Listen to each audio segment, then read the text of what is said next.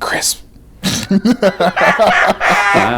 So you guys just ate at what was it called? This is the show. You're in the show. Well, I'm sorry. I'm supposed to do welcome to Movie introduce the show. Painters with the Farx brothers. I'm Kyle. I'm Kirk. And this week we have Kam Jones and Tristan Crawford as our, I keep saying week, and we don't release this on a week schedule. I said this in the last series of episodes. Kam, will you please go first? Because I can see Tristan rolling his eyes at me. Go first. In terms of, I understand that you're a multi-hyphenate. You do music. You're a fight coordinator. You're a performer. What is the first of your multi-hyphenates that you lead with? I like to call myself Minnesota's Daredevil. Because you're blind? I don't have very good eyesight. But I do work in law. I'm a criminal defense paralegal by day. And I moonlight as a stuntman, a stunt actor, martial artist, musician. I've been playing cello since I was 11 years old, so that's been over almost 20 years. Playing professionally, toured across the country for middle school and high school. I actually have my degree in music as well from Hamline University. What do you mean you toured for middle school? Like to go to middle school, you had to play for people? Yeah, we competed in orchestras. So we go to Chicago and New York. We compete in orchestras. And I went to Purpage as well, to Purpage Center for the Arts Education. Graduated from Stillwater. Played in orchestras, competed in orchestras there too. Wait, you went to high school in Stillwater? Went to high school, yeah. Yeah, that's where I graduated from. Stillwater, Minnesota, because we have 7 countries that listens to us so far. Oh, I didn't know. Oh, It doesn't. It's fine. We're an Upper Midwest debate show. Intentionally disagreeing in the way Midwesterners are not known for. Oh, we're gonna disagree like real people. Is that? Like how real people are outside of the Midwest. Yes, I like that. specifically Okay. Minnesota. Yeah, no, for sure. That's awesome. But yeah, that's kind of my background. Other than that, I've been doing martial arts since I was, 4 or 5 years old. My dad is he's a Marine, and you gonna learn today, boy, kind of thing. So he threw me into karate, and I've been doing martial arts since forever.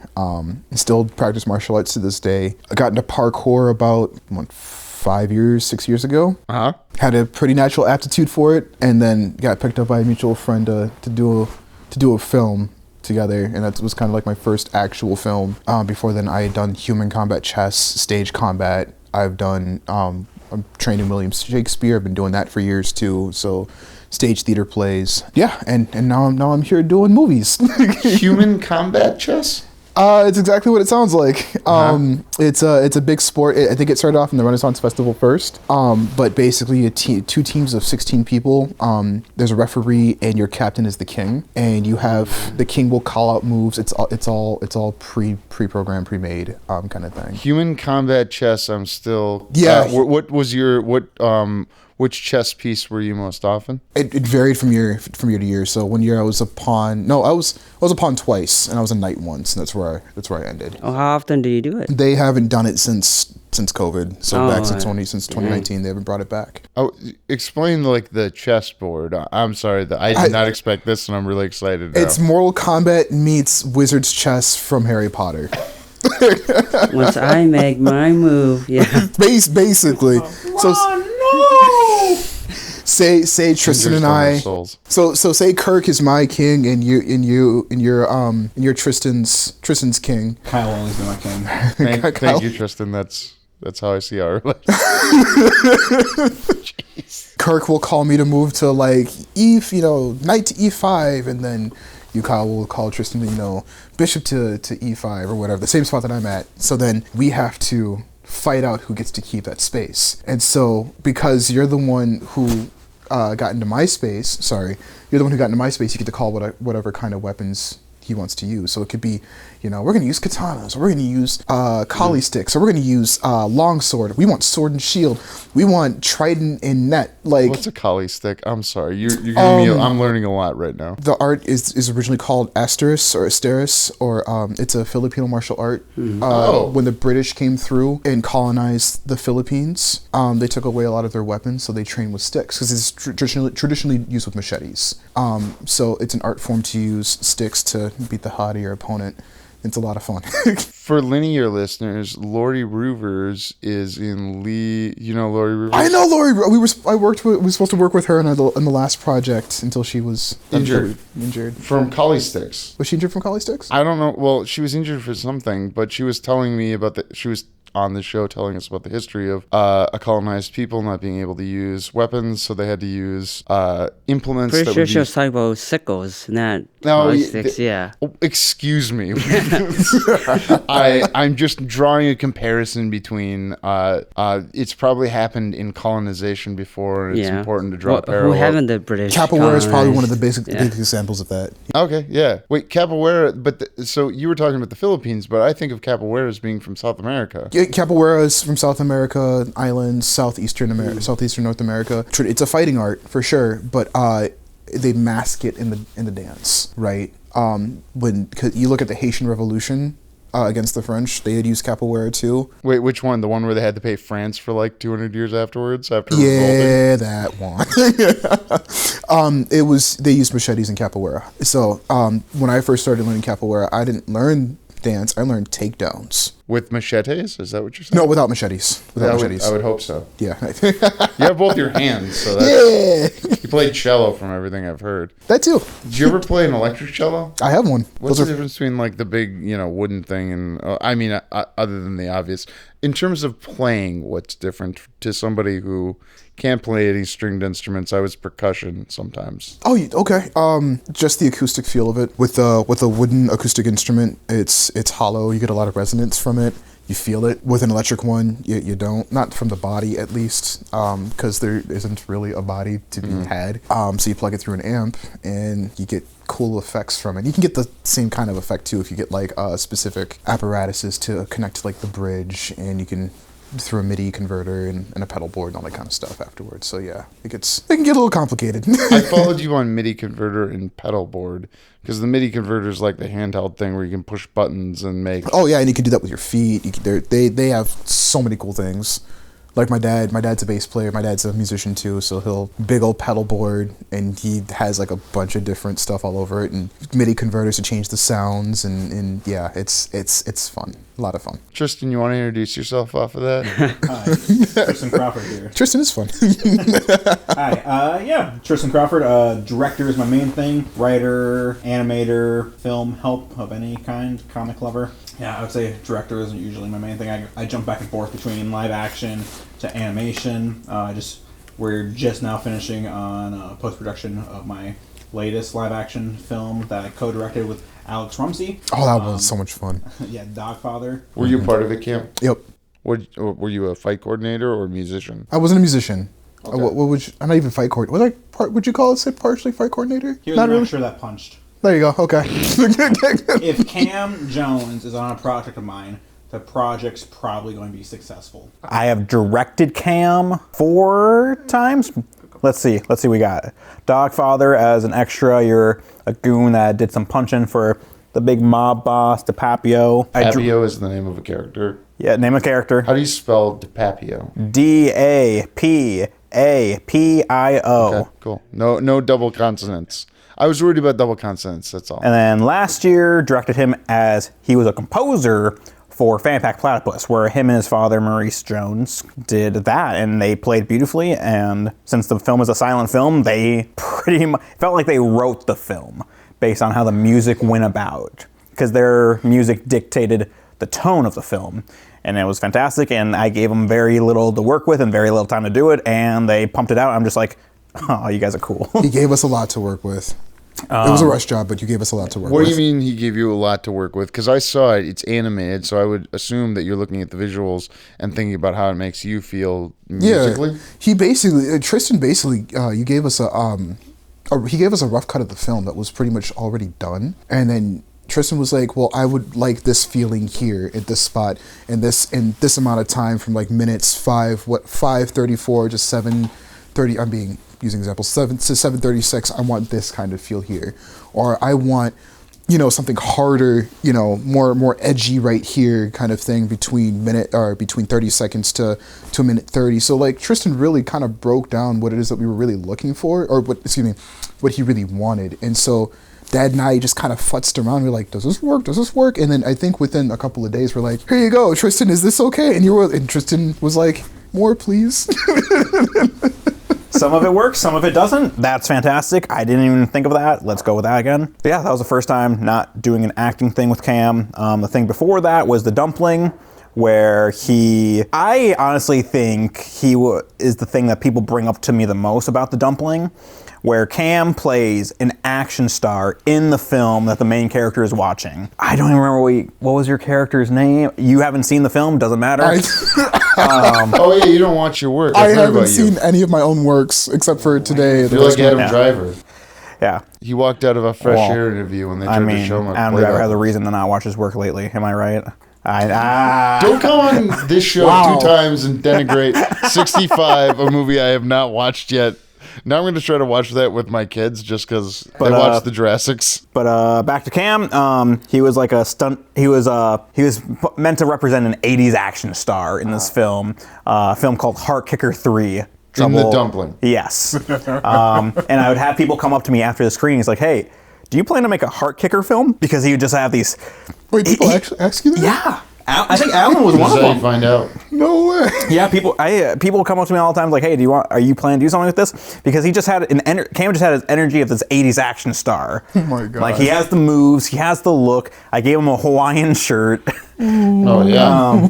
Yeah, it was like Oh my goodness. Wait, was it your Hawaiian shirt? it was my Hawaiian shirt. How many Hawaiian shirts do you own? Just one. I got that at like a bar. You buy your clothes at bars? Just Hawaiian shirts. Just when I ruined the ones I'm currently wearing.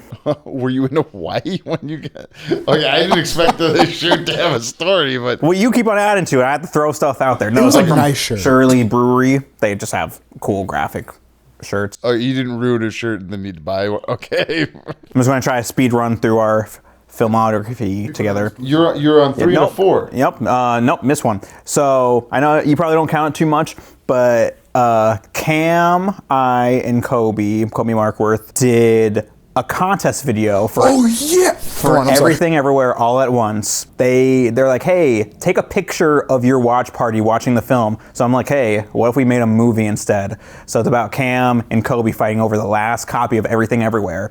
So we had last minute stunts. We had just we have really cool lighting effects in there. And then we ended up winning the contest where, nice. honestly, this was probably the worst prize I've seen A24 ever do.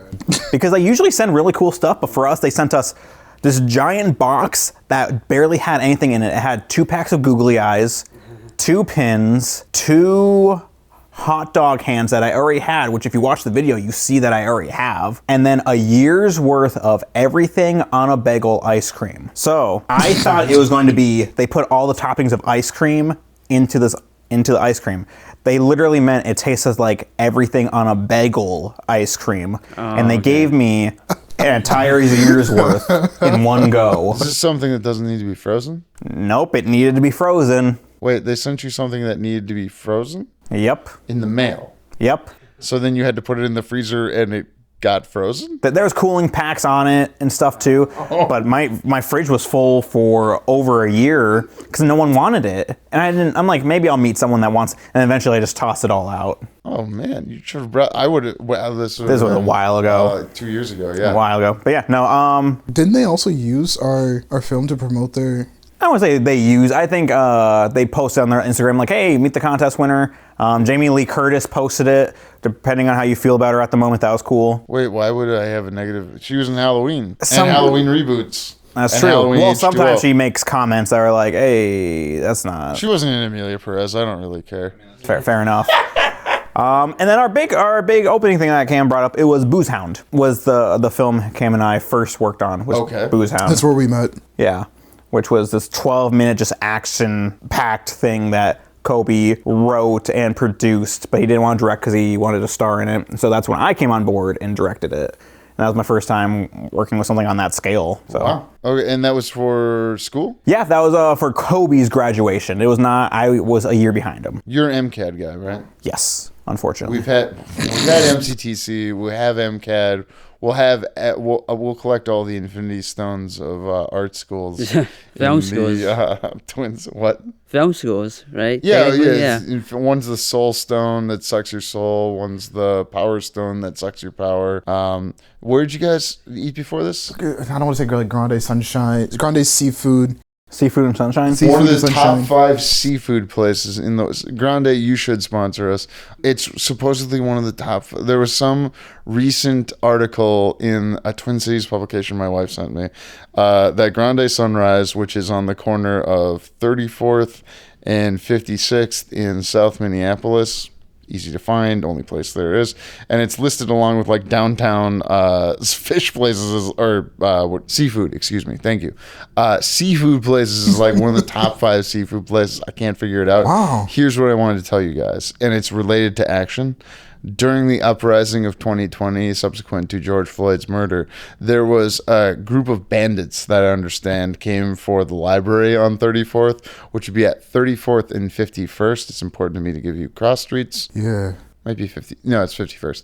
And supposedly, and I don't care if this is true or not, but the guys at the Legion across the street have said they think this is true enough, so I'm going to keep telling the story. They went and fought off the marauders to save the library, the like family that runs and owns Grande Sunrise. So you should eat at Grande Sunrise, not because it's one of the top 5 seafood places in the Twin Cities, but because they fought to protect the library before I moved to this neighborhood. Wow. Exactly. Good for Grande. Wow. And you're a kick punch guy, as I've heard, so I believe they took like bats or something and scared off the marauders. Hey, I know it's gonna go on record, but like, thumbs up. Right? Yeah, that's Pretty solid. Yeah, that's really solid. I'm pretty sure I've told that story publicly before. It doesn't matter. I'm going to keep telling it because if that happened, I appreciate it. You guys just worked on Dogfather. Tristan, as Alex tells the story, she got you on as AD, and then you smile, so you take it from the story from there because No, I want to hear what the finish. You argued that, and anything creative would be a directorial choice, and that is not the same thing as an operational AD type thing. And because you saw yourself as involving yourself in the creative, you asked to be a co-director. And I'm co-directing a Z-Fest. That's where my solemn question is coming to you, dear brother in film. So what was the question? The question, yeah. I posited that is a version of the story I've heard. Will you fill in any details or nuance what I may not have? Well, first I'm curious. What was her tone when she said it? She was happy. Okay. Yeah, I was pretty curious. friendly. I know. So when she hears this, we have it on she's the gonna message me. podcast. She's like, "Why did you think I meant it angry?" So pretty much, yeah. No, she was happy. Okay, that's just essentially- Alex, yeah. I really am happy to hear you're a linear listener. LL, I just tapped my chest twice for you. Really appreciate all of our linear listeners. Sorry, Tristan, go ahead. Okay. So what happened is I remember Alex posted on Facebook, like, hey, I'm working on this film. I'm looking for da-da-da-da-da. One of the options was assistant director. And Alex was someone I knew from the previous Z-Fest year. She did Still Life, which was amazing. I did Fan Pack Platypus, which I also think is amazing. So I wanted to work with her. And I knew I needed to reach out to more other people on their projects to help out. More other people, yes. Yes, exactly. I'd worked with Alex. Kirk and I had worked with Alex too, as you know. And I'm like, hey, I'll be assistant director. And she's like, great. So we started working on that. She's like, yeah, you're my third assistant director or second assistant director because other people dropped out beforehand. Damn. Yeah. But then a few weeks went by, and honestly, I just didn't feel too passionate about the assistant directing role of it. But then I started noticing as we were going through, there was questions that she would ask me specifically. I don't recall what they were, but she would ask me like, hey, what do you think about this? Or what do you think we should do here? And there'd be one or two times where I'm just thinking, I'm like, I really want to give you feedback, but I don't want to take control that wasn't like given to me in a sense. So I messaged her. I'm like, hey, what would your thoughts be if we co-directed? Because I thought I heard you say you wanted to co-direct with another person or they were going to direct, but for some reason that didn't happen. So she's like, oh no, that'd be great. I'm like, okay, let's meet up. Let's talk about it. We met up and we talked about it. And as soon as I sat down, she was already talking to me as if I already got like the job. I'm like, okay, great. Are we like seeing the same vision? Because I have been on projects before where we said we're going to co-direct, and they just fell through for whatever reason. So I was worried about that with this. Week by week, things just kept on happening. We kept on building it up. I'm like, hey, what if we got more people? She got the people, and then I looked at the story that she's been writing for the past 2 years. I'm like, this is funny. It's great. I'm super excited to be a part of this because it seems like something in my wheelhouse, because I usually do things that I think are interesting without spoiling the film at all. I think people are going to get a real hoot and howl at this. It's noir mystery, is it not? Yeah, dry comedy detective film. I see. Cam, have you read the script? He has not. No, He's seen the movie. I've seen the movie. Oh, okay. Because Cam does not watch his stuff. So I knew he would never watch it unless I put it in front of him. How was that experience for you, Cam? Watching the movie? I think it's great. I hate seeing myself on camera. So as someone who's had to get over looking at themselves on screen sometimes, what is it that you don't like about seeing yourself on screen? We are not here for a therapy session. I just don't like seeing myself on camera. I'm not sure how to explain any better than that. I tell Tristan and I argue about this, just short of coming to blows. You'd win, I hear. I don't know. Tristan's got a lot of fight in him. Yeah, I can tell that. Military. Yep. Oh yeah, are you both brats? No, my father and my younger brother are. The rest of my grandfathers and great grandfathers are all military. I am not. I don't know if brat's the right term. I think that was last summer. Oh, my military. Yeah, military brat, like a marine brat. Yeah. Yeah. And Tristan, you're not, but you were in the military. Yeah, I was in the military. Yeah. Obviously, I know that, but want to be respectful of how you want to talk about that. So you have that connection. Sorry, Cam, I cut you off. I was saying that for me, it's not about the recognition of the work that I do. It's about, can I lend my abilities to help enhance this person's project to the point that they've asked, or even beyond that. It's like, what can I do to make this project better for you, right? And did I do a good job? Did I do my best? Did I bring my A game? Yeah. Are you happy with it? Do I need to do more, or was this above your expectations? Yes, no, maybe. Yes, cool. Have a good day. We'll touch base again when we're, on the next project, kind of thing. And then when things like Z-Fest or Twin Cities Film Fest rolls around, I'm usually out training or getting ready for another project anyway. So it's like, and Tristan's usually blowing up my phone to be like, get over here. And I'm like, I'm not even in town. I'm sorry. You're out working on the next thing when you would otherwise come to view the work in a public setting. Generally I am working, yeah. Tristan's nodding his head no. Yeah, he's shaking his head. I know. It's 9 times out of 10 I'm out working. Even if he wasn't working sitting at home, he wouldn't watch the film. Well, you showed it to him and he watched it. Yeah, he forced me. Yeah. He forced me to Fanpack watch Platypus, that's been out for like a year now. It's been to multiple festivals. It's going to be in 3 more in March. You guys never been to any festivals? I haven't been to, yeah. Even when he got nominated for Best Score. Yeah, apparently I've also been in a bunch of Best Fights. Yeah, you have. And I haven't seen, David Alvarado's Tuesday in Stone. Oh yeah, I'm in that. And apparently there's like a big close up of me in the. I have not seen that movie. Okay. Well, do you know why we wanted you on the podcast? Why? Oh, so on the Venom series we did, David and Tristan were both talking about you, and I had no idea what you look like. I just heard your name over and over. Like, okay, well, we got another action kick punch movie coming up. Do you want to talk to this guy? Because when I'm listening back to the episodes, they talked about this Kam Jones guy a lot. And, I come in high demand. well, that's got to be validating in some way, isn't it? It's flattering. Okay. I'm glad that people like the work that I do for the most part. At least I think. May I make a wild parallel to what you said earlier? And hit me. Tristan just gave me the face where I caught his attention, and that I liked a lot. So when you're talking about your desire to do good work and put your best foot forward, I would imagine that that's very helpful towards being a defense attorney paralegal. Is that, or a defense paralegal? Yeah. Because defense doesn't pay as well because the defendants are. Okay, never mind. I'm not going to dig too far into that. No, you don't need to. Please. I understand there are defendants out there that can pay a lot of money, and there are defendants out there that don't. Yes. Either way, the paralegal is in support of the attorneys, correct? Yep. So having that, desire to do your best and put your best foot forward, and then working for a greater cause. I don't know, to see a similarity between all of your branches of, physical activity, martial arts, music, and then the law. Kirk is giving me that. I don't see the parallel. I don't see the parallel there. You don't see the parallel? Okay, well, wow. No one's. I hear what you're saying. Damn. Yeah.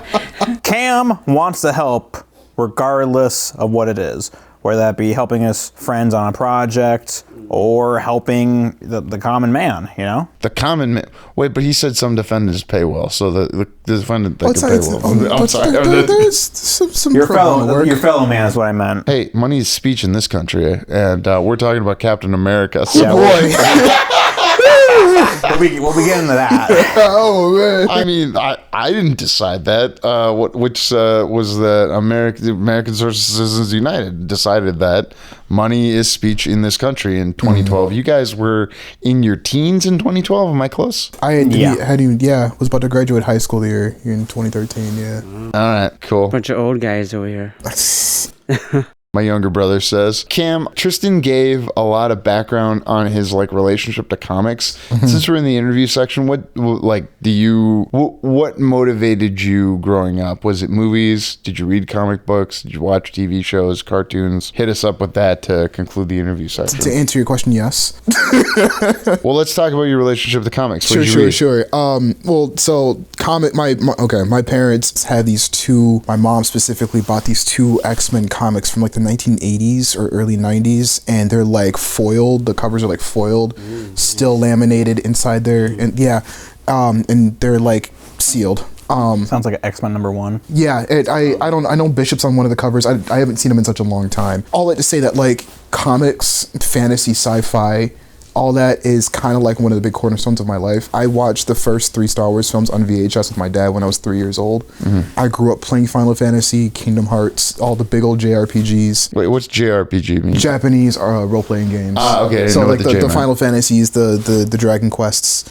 So I grew up watching the Static Shock cartoon, Batman Beyond, the whole DC animated universe, the 90s Spider-Man cartoon, the original X-Men 97. I grew up with Tobey Maguire's Spider-Man and the original Hugh Jackman X-Men trilogy, Blade, so on and so forth. And you couple that with not Cyberpunk, Blade Runner. You couple that with Harrison Ford's Blade Runner. Hey, Harrison, oh God, all the connections for today, right? Well, yeah, he's in both Blade Runners.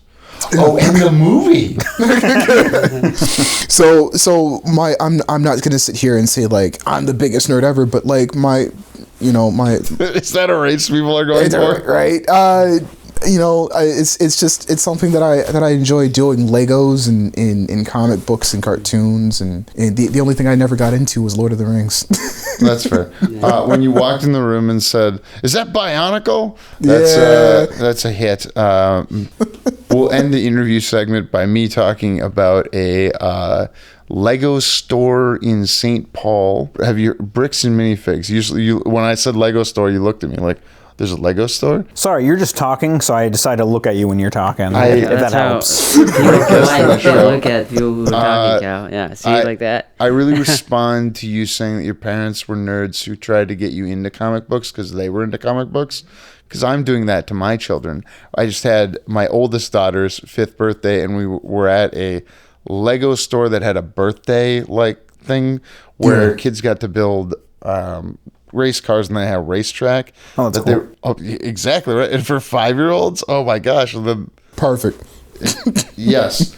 There was something about when you said Legos, it was just you can give them all the things, and I hope they make new things that are better things. And this is just some franchise guy Bricks and Minifigs is a franchise you can buy into and have kids' birthday parties and sell Legos. I'm gonna have my next birthday party down there. The weirdest part was linear listener and doctor of asphalt who worked for a consulting company. Chris, yes. Yeah, he worked with the owner of the store when they were at a consulting firm, and he was a geologist. Wow, I know, it's weird, right? That's cool. Them nerds. Damn nerds. Tristan, this will be the last part that people hear in this series. So what is did you know that we now ask people a question of who we should have on the show? Kam, I'm asking him first so you can think about this. Because we ask, so I'm prepping you to suggest to us somebody that we should invite to be on the show. You sort of inspired this you and David by talking about Kam and how great he was. It was like, we should just have the guest tell us who to have on the show. So think of someone, Kam. I'm pressuring Tristan in the moment as he looks at me to give me any or all names he chooses to. I think Joey Ford would be a great person to have on. I don't know what movie, because I don't know what movies are coming out. But she doesn't see movies a lot, but we should invite Joey Ford on the show. Joy, she was called out in the Baby Girl episode because she was in a commercial. Okay. We had the Vikings losing a playoff game on while we were Pretty talking sure it about was Baby against Girl. the Rams, right? Yeah, the LA Rams. Oh yeah, right after the. Anyways, so Kam, was that enough prep to give you? Space The person I was thinking of was DeVell Greer. DeVell Greer. Okay. He's another good friend of mine. He does a lot of commercial work. Big nerd like me too. He plays baseball. Stocky guy. I met him when we did a Star Wars fan film about a year and a half, 2 years ago. Oh, you did the one for the Make-A-Wish? The other Star Wars fan film. Alan Tracy. Alan Tracy. Hey, Alan, you still have to come on the show. You and Rihanna. I have heard of that movie and am excited to see it. I know he's animating the lightsabers currently. Yeah, I hear it's a lot of work. Yeah, no kidding. I know the movie's about stealing a kyber crystal. So I think the movie's literally called Kyber Run. So Oh. yeah. Tristan, Kam, thank you for joining us. I'm sure our debate was smashing. Hawk smash.